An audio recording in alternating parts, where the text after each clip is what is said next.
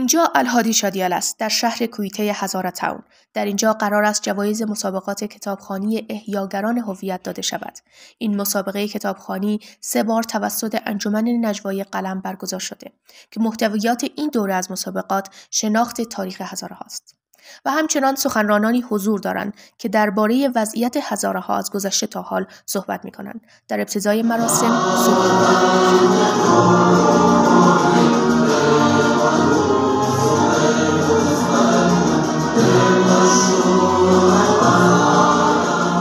بعد از سرود ملی، رئیس انجمن نجوای قلم درباره نقش هزاره ها در عرصه سیاست صحبت کرد. 1 سال بعد از اون روزی بود که داوروزگان هزاره از بین رفت و بابا مزاری در کابل رو دوباره زنده کرد و هویت زنده کرد. امروز متاسفانه ما دوباره در بحران هویتی قرار گرفتیم. در بخش بعدی برنامه 2 مهمان ویژه، دکتر عوضعلی سعادت، دکترای جامعه شناسی و دکتر محمد عارف جعفری، دکترای علوم سیاسی درباره نسل کشی هزاره ها را تحویل عبدالرحمن داد. رفت در کابل، رتبه اعزازی سرداری به او داد که رتبه اعزازی سرداری یعنی مساوی با خاندانی شاهی.